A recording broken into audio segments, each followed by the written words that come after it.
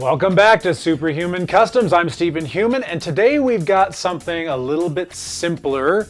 Last week we did the Doomsday, which was massive, and I'm really happy with how he turned out. But today we're going with something that is exciting for me, but simple. So with the Doomsday, we came with Superman, right? Well, I have several McFarlane Supermen. You know, this one with the angry face, you know, it doesn't really do anything for me. And so I was wondering, okay, what can I do with this guy to just make him a different Superman? And I had a couple of ideas. I could make him a Justice Lord Superman, which I don't really care about that version of the character. And I like keeping, you know, my customs. I'm not selling them or anything. And so I don't want a Justice Lord Superman. I do want a Superman Beyond from the Batman Beyond cartoon. But I wouldn't use this guy because I would use the Solar Suit Superman because he doesn't have a cape. He's already in a black suit. It would just be much simpler to do it that way. So what I decided to do is to pick a version of Superman that I really do like, and that is the post Our Worlds at War version of Superman. Where, as you can see here, he has black instead of yellow on his S. And so that is what we're gonna do. We're gonna paint this guy so that he has black here, and so that the belt is black. I'm gonna leave the circle here yellow. In the cartoon or in the comics, the belt was full black, was full yellow, but I always like it better black. So I'm gonna blacken it up and just leave the circle yellow. So this is gonna be simple, but I think you're gonna be surprised at how big of a change it makes. There's gonna be a lot of detail work, so I'm gonna be using my magnifying glass. Let's start and have some fun. All right, for our paint today, we're just using our simple matte black craft paint. This has worked really nicely on simple things before, so that's what we're going with for Superman's S shield. Okay, so we are using the magnifying glass because this is all detail work. And I'm just gonna show you what I'm planning on doing because I need to get right up to this glass in order to make this work. So as you can see, I'm gonna go in here and I'm just gonna start dabbing in here and then going up to the edge with the black. All right, I need to get right up in here with this small brush in order to make sure that I'm getting right up to the red. Now this is a little bit difficult. I don't want to get any of the black on the red in this circumstance because this is a very glossy red and I like it.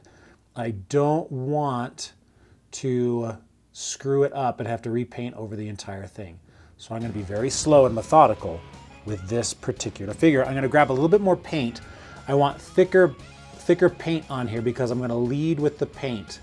I'm going to push the paint and the paint will go right up to the edge without me having to touch the red. So that is what I'm going to try and do here. And I don't know how well you can see it on the camera. I had to move the camera angle because I just could not see well enough to do this. That's the problem with filming and using the magnifying glass because I just can't get it close enough with the camera on. So remember to get thicker paint and then push with the paint. Allow the paint to go up against your edges, not your brush, and that should cover you.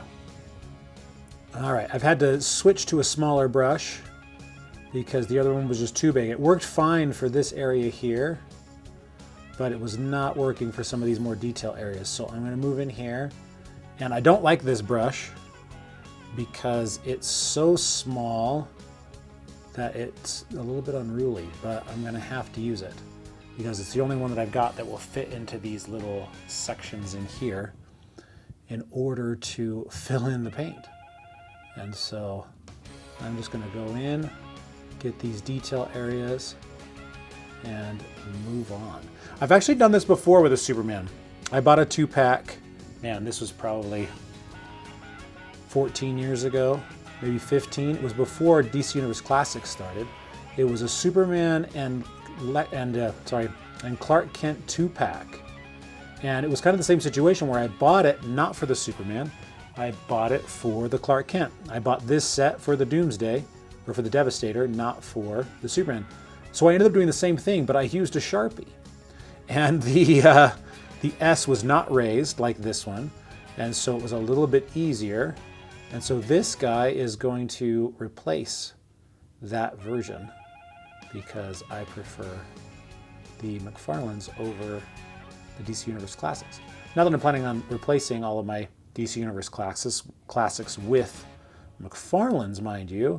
It's just that in this circumstance, I'm going to. All right, we've got the S all blackened in, and it is drying. It's looking pretty good, especially in the dry areas. Since this is matte, you can kind of see where it's wet right now, but the dry areas are coming in pretty smooth, so that's what I'm after.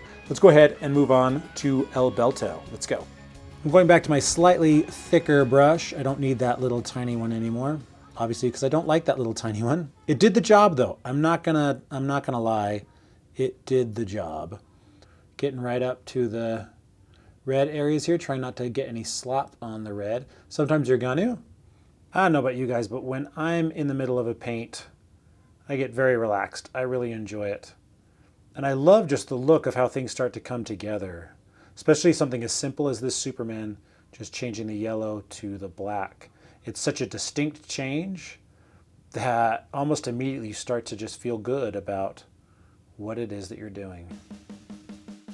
Doing the belt like this, leaving the yellow on there, he's going to end up looking a little bit more like a Kingdom Come Superman, because that's how Kingdom Come Superman looked. He had the black belt, but with the yellow circle. I like that look. So I'm just gonna go with it. I like it more than having him have a yellow belt on this, which in the comic never made any sense to me, because it's like, well, he's in mourning, everything else is black. Why not blacken in the belt? But, you know, I wasn't the creator on the series at that time. All right, he's looking pretty darn good. I decided to paint the belt buckle because when it was yellow, he, to me, looked way too much like Kingdom Come Superman, which is not what I'm going for here. I want him to just look like that, you know, Our World's at War Superman. He's looking great. Well, what I've decided to do as well is kind of what I did with that Batman a few weeks ago. I'm gonna take some of the new oils that my brother just sent me. He's like my crack dealer with adding new tools to my repertoire. And I'm gonna try these new Vallejo oils to add shading in here in his muscles. And I think that that's gonna look really, really cool, just like it did on the Batman. I wouldn't normally do that with the Superman, but since this is just kind of an extra fun experimentation, I'm gonna do it. Let's see how this goes. I haven't used these really. I used them a little tiny bit on the Batman figure, and I wasn't really sure what the difference was between that and the Nuln oil. This is obviously a little bit darker, so I'm gonna get off some of the excess. I think this is gonna be similar. It doesn't seem to be beating up quite as much as the Nuln oil does. Obviously this Superman is a little bit more porous, just the texture of the plastic. And so, but I think this is better. It's a little bit darker. And yes, I know I need an airbrush. I know that's my next big purchase that I'm gonna get. But for now, I don't have one, so I do what I can with what I have. So yes, I will be getting an airbrush in the not too distant future, but for now, I do what I can with what I have. So yes, and I'm very excited to get an airbrush to be able to do some of this stuff, some of these, particularly these types of textures, because some of the stuff I've seen is just so beautiful and amazing that guys can do with the right tools. And so I want the right tools. Right now, I have these tools, and so this is what I use. But he's looking pretty good. I don't know if I would do this with other Supermen, because I don't know if Superman really lends himself a lot to this kind of definition as much as like a Batman, but it does look pretty cool. Just need to pick up some of the excess here. Not bad. All right, here we are. I gotta say, those Vallejo washes, that one that I used, so I got a brown and a black from my brother, so I haven't used the brown yet. I haven't had an opportunity to. But the black went on beautifully, in my opinion, much better than the Nuln oil. that would always bead up. This didn't really bead up at all. Now, once I got to the legs and I had less of it on the brush, it went on really nicely just as a wash. And so I need to remember that going forward, that get very little on if I'm doing this sort of thing. But the texturing turned out so natural looking and so beautiful. I'm very excited. I don't like when the accents on the muscles on figures, when they're airbrushed on and they look really, really stark. They look cool, but it's not very real. This came out just nice and subtle the way that I like it. So I'm really happy. Again, yes, I know I need an airbrush. That's my next thing, next major thing. I don't know if it's going to probably be a month before I have it. So we got 4 or 5 more figures we're going to go through without an airbrush. But I think I'm adapting pretty well to the conditions that I have. So this turned out great. I'm a huge Superman fan. It was wonderful to be able to customize another Superman for the channel. Thank you guys for watching. Some of you guys don't know, I'm actually a novelist on my full-time job. I write science fiction thriller novels. Check them out at stephenhuman.com. They're awesome. And they've got some good geeky stuff for all of you. So yeah, I'm Stephen Human. I'll see you guys next week with my next custom.